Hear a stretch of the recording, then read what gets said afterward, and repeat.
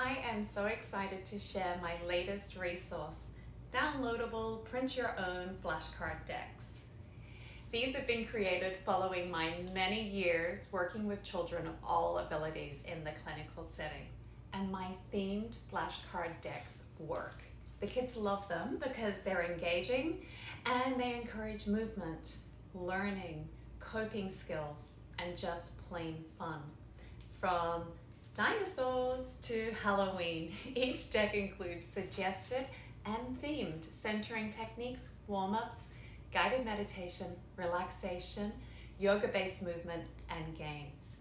Each card in the deck includes multiple yoga-based practices to choose from, meaning you can enjoy a different experience each time you play, and there will always be something that's suitable and accessible for the child you are working with or the setting you are working in. These are highly adaptable tools, and they work in the classroom, hospital, office, or home setting.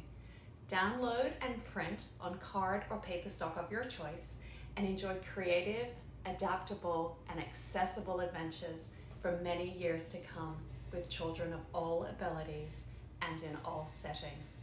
I promise you will not regret adding a set of 2 of these to your resource collection. And keep checking in.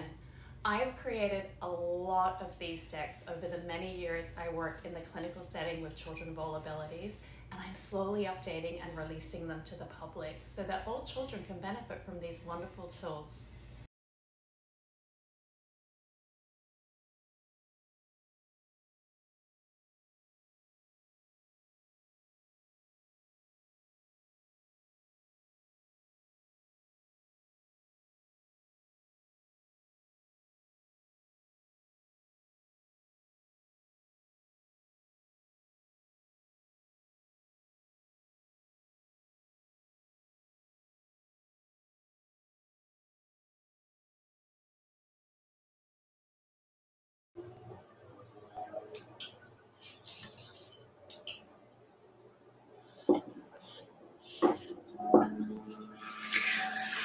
Hello and welcome to session 4 of Movement, Meditation and Mindfulness, a training program for pediatric professionals, educators and parents. I'm Lisa Roberts and I'm the founder of this training program and Yo-Yo Yoga School.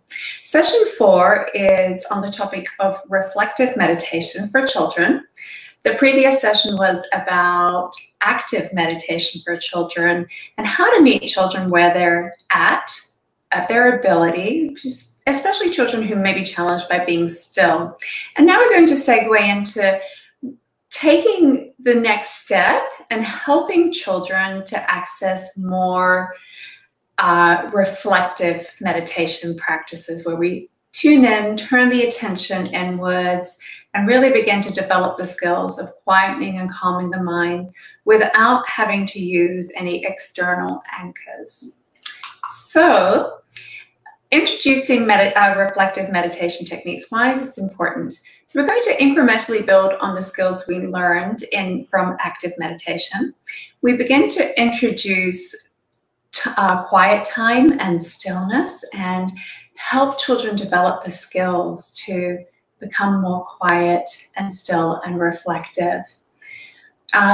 Methods, obviously, just like with active meditation, need to be age appropriate, and we'll discuss kind of what an expected time frame works to meet the developmental needs of a child and to meet the developmental abilities of a child.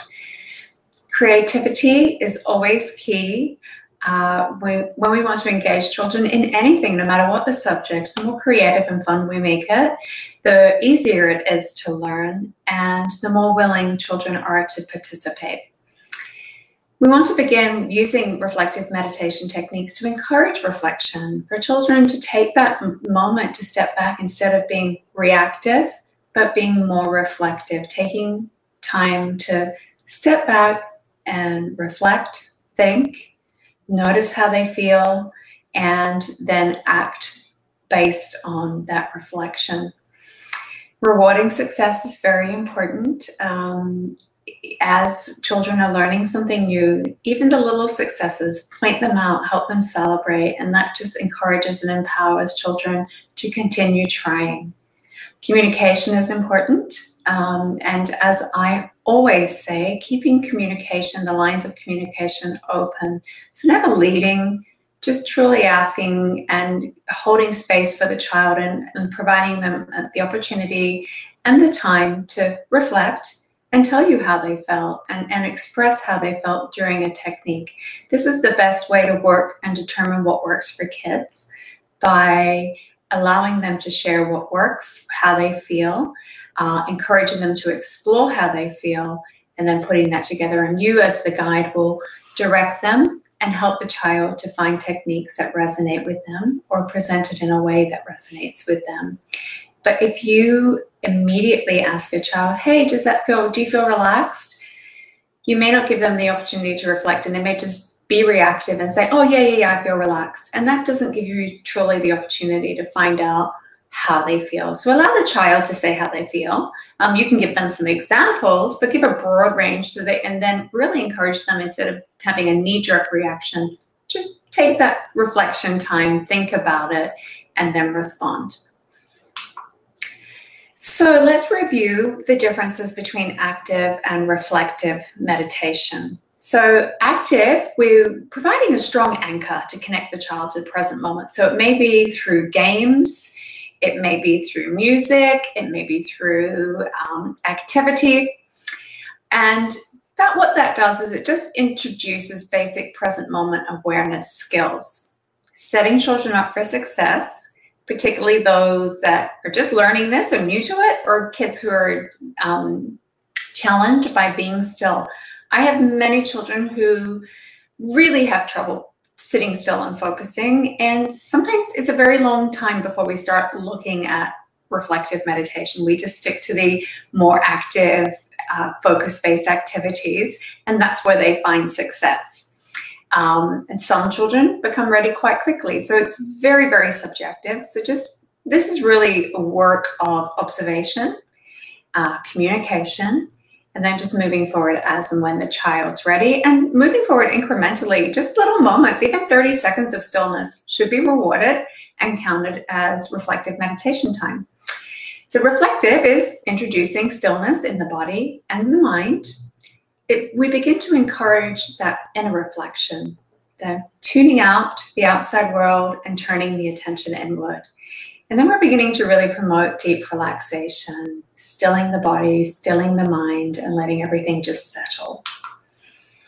So developmentally appropriate meditation experiences, 3 to 4-year-olds, their imagination is beginning to get really strong and developing quite well. So it's fun to be playful and have fun with it. This age, I would allow up to a minute and wouldn't expect any more of that. Again, it's subjective. Some children may surprise you.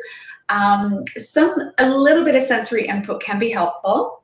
So I have a feather today. I have a lovely big one. And then I have this little one. So just whatever you can get your hands on. I love doing this with children. So with the feathers and the sensory system, if you stroke upwards in short little bursty little strokes, you're actually waking up the body, waking up the nervous system. So that will, the way I remember it is up, you wake up, and then going down gently, begin to really calm down and relax. So there's a technique I do with younger kids where they lay still. And again, this is slightly veering toward the more active style because we have such a strong anchor, but the sensory input, but with their eyes closed and just feeling their body, we're really still tuning out the outside world and bringing the attention to the body in the moment. So we do a little magic feather meditation where we gently stroke over the face and down the throat, down the arms, the legs, the belly, just keeping away from the eyes, the ears, the nose, and the mouth, of course. So that's a nice little one for younger kids, just to bring them into their body and take the outside world out of the picture for them. 5 to 8-year-olds, we can stretch it into 2 to 5 minutes here of quiet reflection time. Really great imaginations at this age. So tapping it into what they like, for example, dinosaurs. And we're going to do a guided meditation today called Brachiosaurus Relax. So we'll get to that in a little bit. 9 to 12-year-olds, 10 to 15 minutes. This age, they have the ability to go inward, to follow your prompts, to follow some guided meditation. They also have the ability to understand that whatever they learn with you, these techniques they learn, these children can access them whenever they need to. So 9 to 12-year-olds, once you teach them something, it's really important to get that communication going and relaying to the child, hey, this is something you can do on your own without me, and allow the child to start to recognize areas in their life where they could apply this meditation, whether it be going to bed if they have trouble sleeping, or a short little meditation before they take a test at school or something like that. So while you're stocking their toolbox at this age, you're encouraging that reflection and that communication and conversation about, hey, where can you apply this to your life? And then we have our 12 to 16-year-olds, up to 30 minutes deep relaxation. Maybe not fully meditating, depending on how long you've been working with them to build these skills, but definitely some deep relaxation, a 30-minute progressive relaxation, and reflective quiet time, definitely capable of that, and very needy of that at this age. There's a lot of developmental changes occurring, a lot of stress, a lot of anxiety over colleges and school, and what do I want to be, who am I? So a lot going on at that age, a lot of pressure, and so the ability to tune that out, relax, reflect is vital at this age. I love the iPad analogy for this age, and that's my smartphone tablet analogy, where I will explain to a teen or tween, hey, your body is just like your smartphone, just like your tablet. You have a ton of different apps running all together at the same time. So we need to close down those apps and recharge and reboot your phone or your smartphone or your iPad so that you can function at optimum capacity. And that's something that they truly understand, because it's something that has a stake for them. And these kids immediately get it. It's like, oh, okay, I get that. I know what happens when all my apps are running on my phone and it's slow and it's sluggish, or I forget to charge my phone and battery dies. I don't want that to happen to me. So it's a great analogy to use for that age to express why this is important, why we're doing it. So let's explore some reflective meditation techniques. So going back to the first two episodes, the breath. The breath is a wonderful reflective tool. It's an anchor, yes, so you can consider it active. I've got a strong anchor here. But an anchor is important. If you think of a boat that doesn't have an anchor, it becomes unmoored. So it's the same with the mind. There's nothing wrong. And just because you're using an anchor like the breath, it doesn't mean that it's not reflective meditation. The breath is occurring in your own body. It's something that's happening inside of you. So if you're tuning out and just focusing on your breath and the mind-body connection, it can be a reflective experience. So pearl belly breath. Let's do it right now. Hands just resting on the belly, eyes closed, shoulders relaxed, elbows relaxed, and just bring your attention to your breath, noticing the inhale, feeling the belly expand into your hands, and then noticing the exhale, feeling the belly relax beneath your hands. You don't have to change the breath at all, just let it be natural. Just noticing the belly gently expanding as you breathe in and softening as you breathe out. And as you feel the belly, feel the hands, imagine it's a beautiful bright pearl glowing. And then as you breathe out, imagine the pearl just fading away. So every breath in, imagine the color of your pearl. And it's shining nice and bright, almost as if the sun is shining on it, reflecting it. And as you breathe out, just imagine that light fading as the belly softens. Perhaps the clamshell holding the pearl is closing. So with every breath in, we feel that our belly get big and round like a pearl, and imagine it bright, bright, bright. And then breathing out, imagine that light fading as the belly softens. One more round, easy breath in, belly like a beautiful glowing pearl, softly fading with the exhale. Okay, and then gently fluttering your eyes open as and when you feel ready.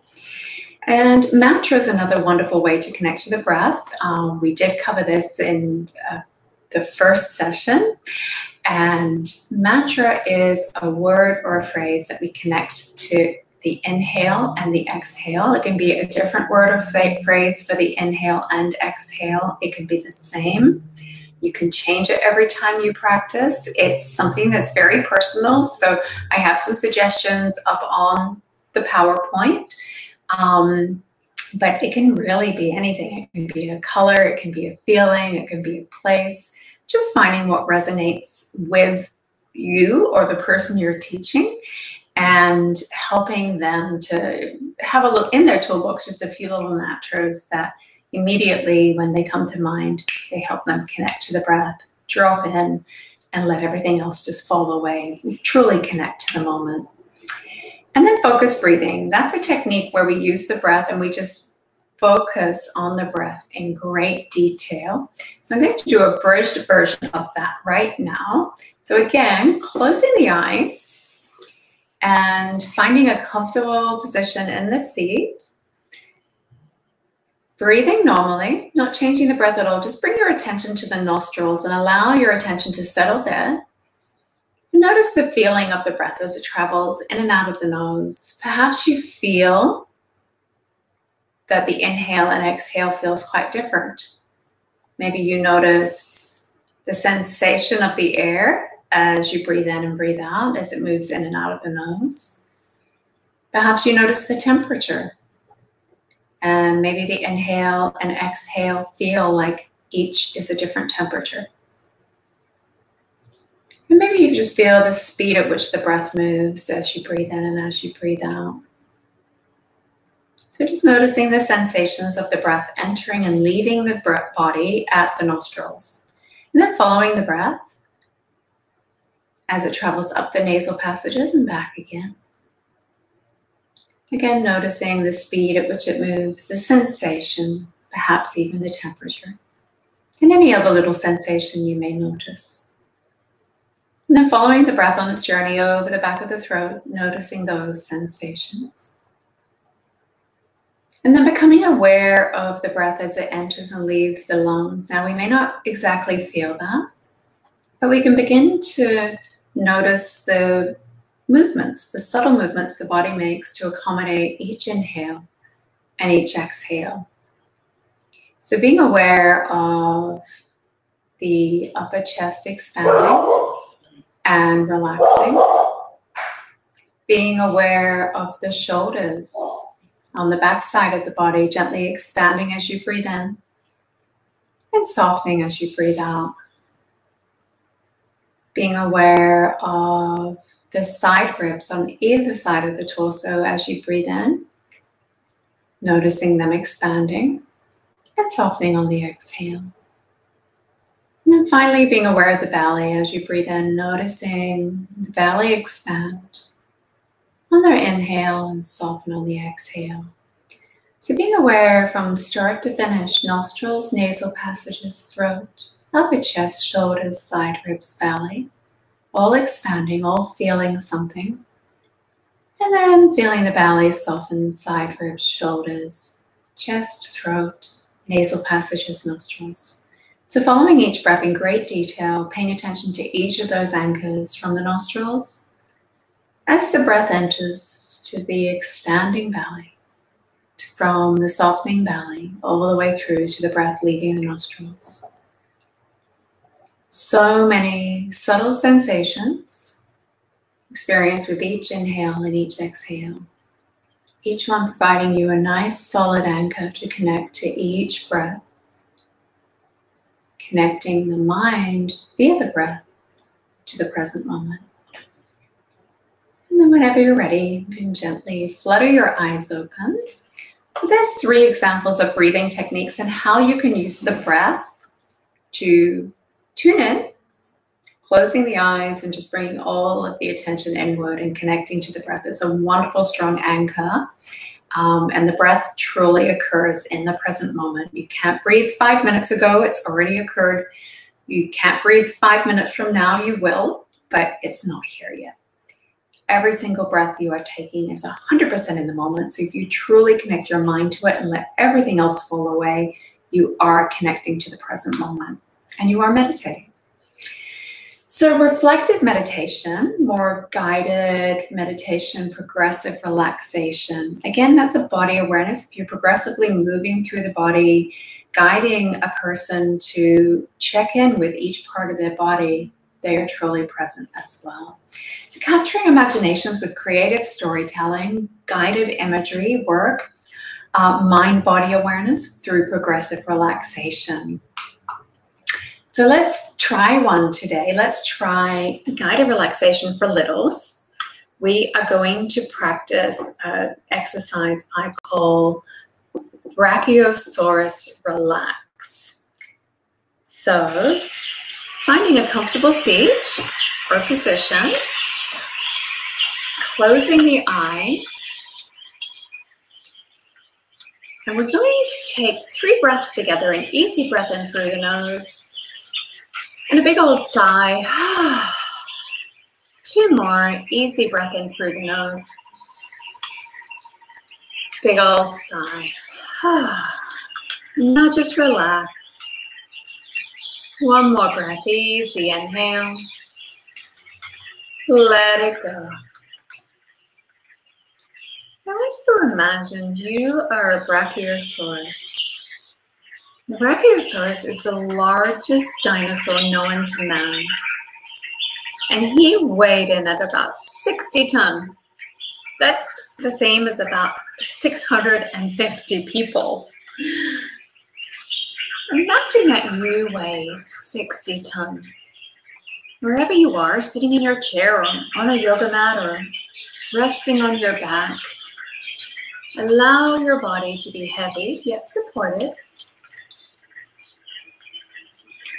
And we're going to take a dinosaur-sized breath in through your dinosaur nostrils and open your dinosaur mouth and let it out with a big dinosaur sigh.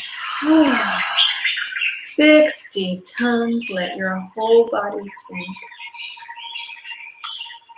Let's do it again.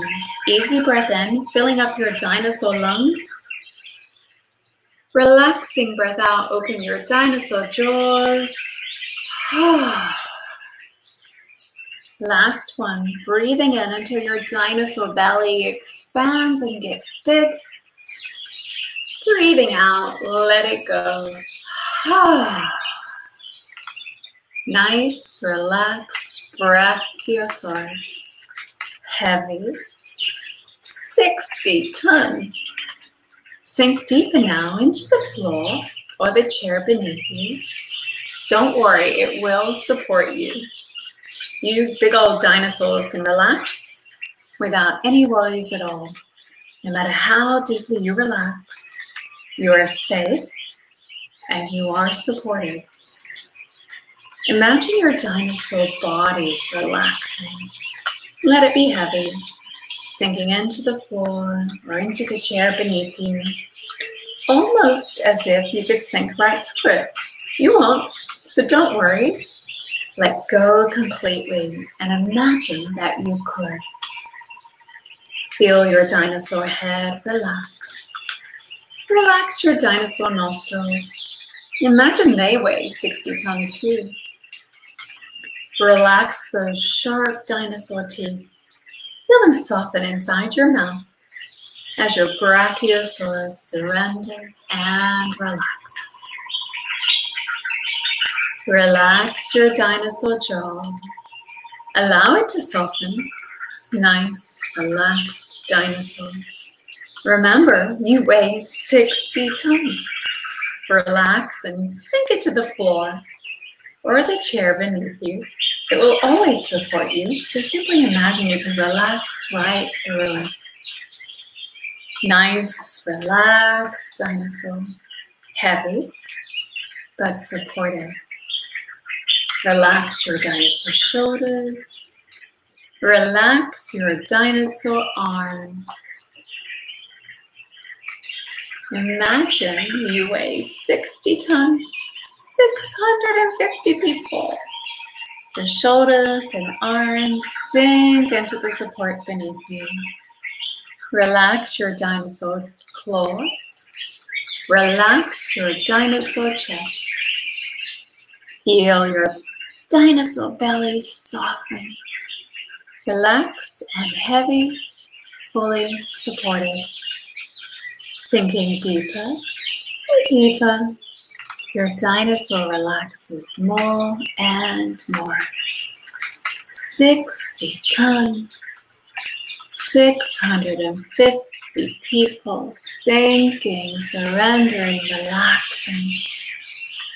Relax your dinosaur legs. Relax your dinosaur feet and claws. Now, relax your dinosaur tail. Heavy and relaxed. Supported no matter how deeply you relax.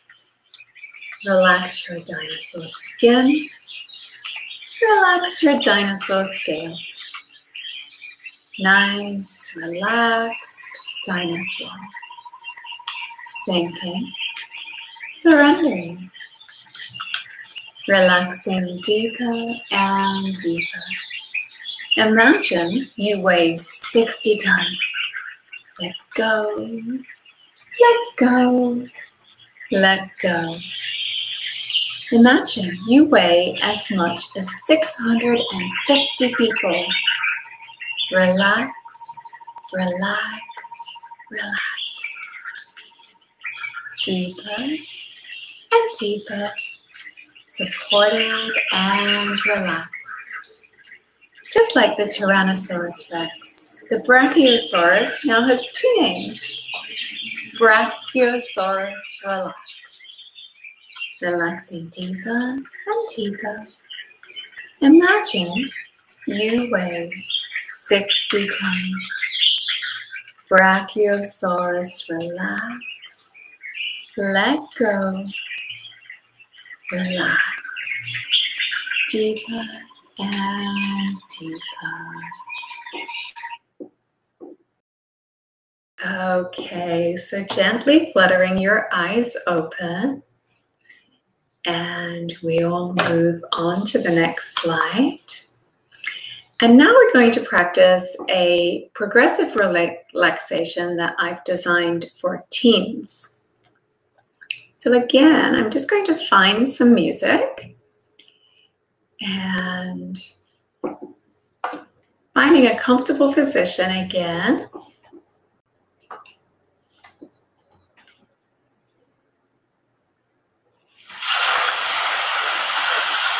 Eyes closed, listening to the gentle waves.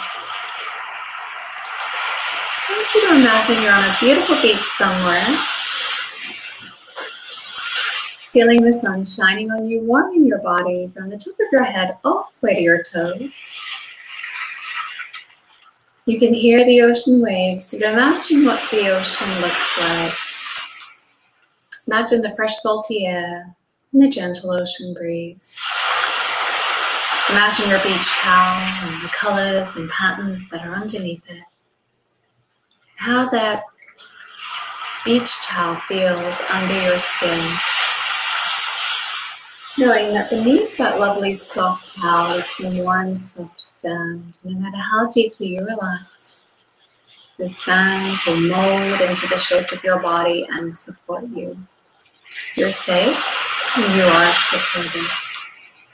Your breath is easy and graceful, just like the ocean waves. The breath comes and goes, effortless, easy. Each breath and each wave taking you a little deeper into relaxation. Warm sun, warm sand, gentle ocean ebbing and flowing by your side. Feel the warm sun shining on your face and allow your face to soften. Head is heavy but supported and relaxed. Sinking into the support beneath you. Allow the head to soften. Tracing down to the shoulders, feel the shoulders melt. Shoulders to fingertips, the arms and hands surrender. Each fingernail. Even spaces between your fingers relax. Connecting shoulders to hips, feel the chest and belly melt in the sun. Hips to shoulders, the entire backside of the torso melts.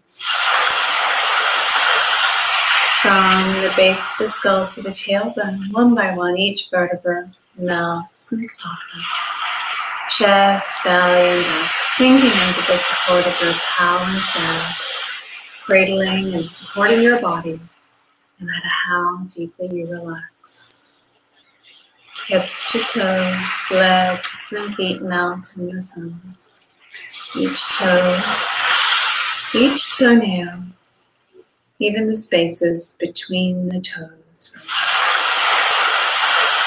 Whole body is relaxed, sinking deeper and deeper into the support of the sand and towel beneath you. And we'll take a nice easy breath in, let it out with a sigh, and then gently open your eyes. That was a very abridged version of a progressive relaxation. For my older kids, I often do about 20 to 30 minutes, and I really slow it down and go into great detail of feeling the sun, for example, in this particular guided meditation on each part of the body, from their eyelashes to their teeth. Like, we really break it down and progressively, very slowly, very mindfully work through the body. But that was just a little abridged version, just to give you the sense of it and how you would or could develop a guided progressive relaxation session that would appeal to an older child. So creating safe, nurturing, relaxing experiences for children, communicating with the child to create a session that meets the child's ability to feel safe. So for example, setting them up in the beginning. Is the child comfortable having their eyes closed? Are they comfortable if you turn the lights off? These are all wonderful things to do to encourage inner reflection and relaxation. But if a child doesn't feel safe, they're not going to relax. So communicating in the beginning what you would like, what would be helpful, and asking permission to do these things. And if a child says no, then you would work with them to find other ways or alternative activities, such as the shush game. That's a nice game that was from our active meditation, but it also starts to introduce present moment awareness and that reflection where we're starting to turn inwards and tune in, especially as you move along in the game. The feather meditation that I showed you earlier, maybe just something of a little sensory input where it's slightly more active, but again, bringing the attention to the body and turning it away from the external world.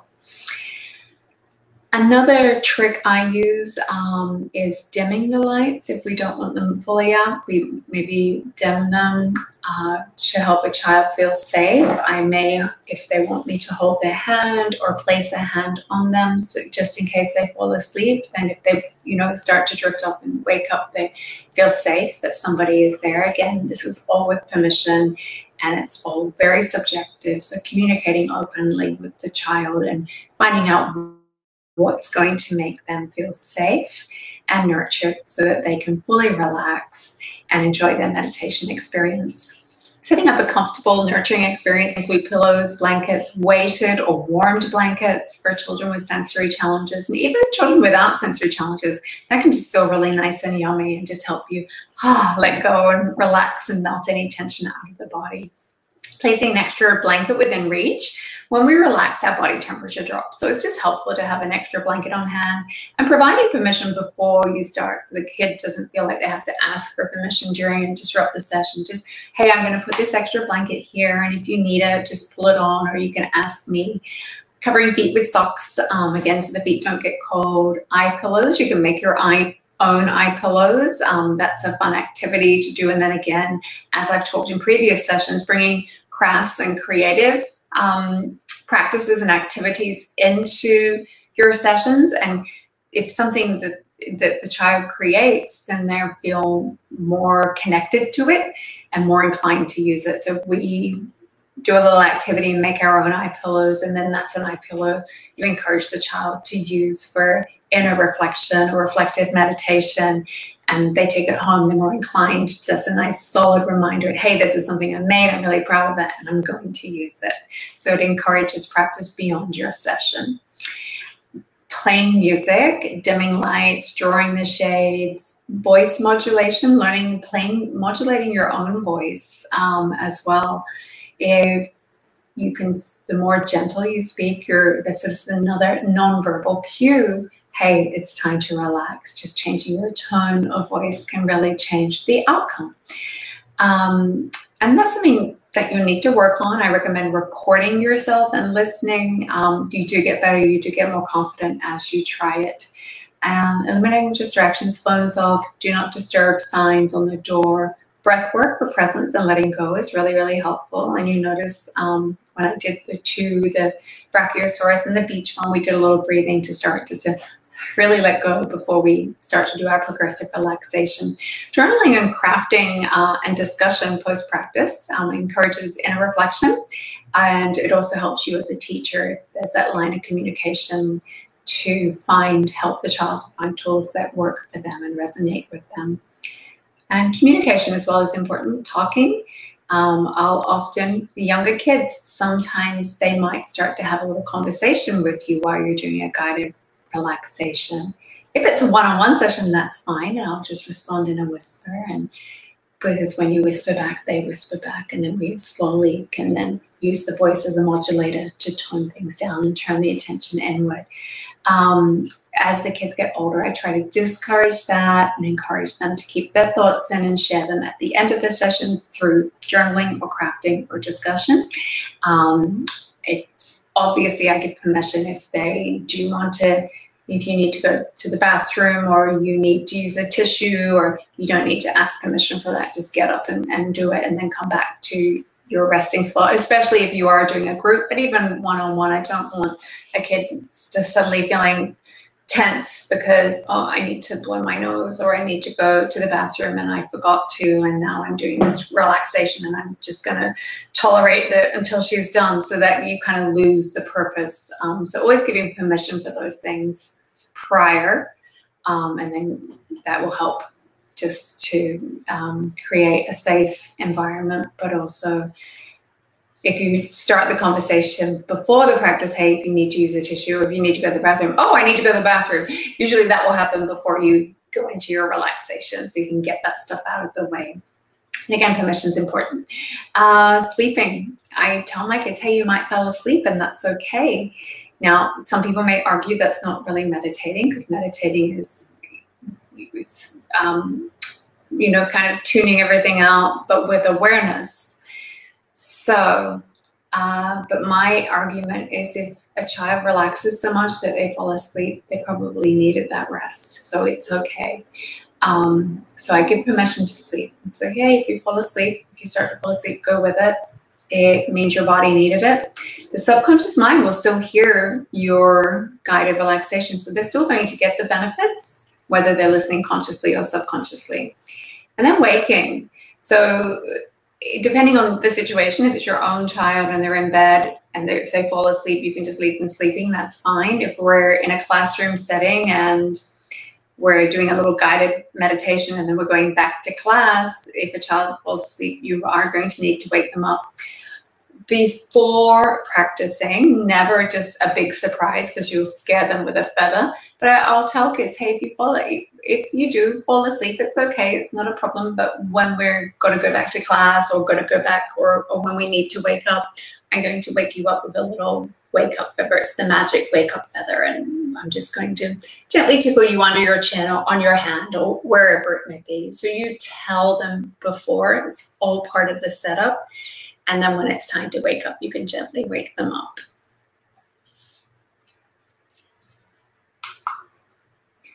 So encouraging reflection, communicate, discussion, journaling, drawing about their practice, inviting the child to share his or her experience post-practice, how they felt, what they liked, what they didn't like, if they felt it was easy or difficult to listen or to follow, asking questions without leading, and listening, really listening to their responses, responding to any questions they have, and inquiring and exploring moments that the child can access these techniques on their own. That can be helpful, like just, and doing this through discussion, like, oh, this made you, when they tell you how they felt, it made you feel that way. When do you think you can apply this? When do you think you could use this technique by yourself? And then the child may go on to say, oh, I have trouble sleeping lately, or I have trouble falling asleep, or I don't know, fill in the blanks. I get nervous before my test at school, so this would be helpful because I felt really relaxed. So encouraging that through conversation. And all of this is just it's helpful to encourage the child to learn reflection and inner reflection and take those moments to reflect before they respond to anything. And this will start to build and develop that skill. But it's also helpful for you as a teacher to create meaningful and beneficial learning experiences for the child and help them to really stock their toolbox with meditation skills that work for them. So that ends my session for today.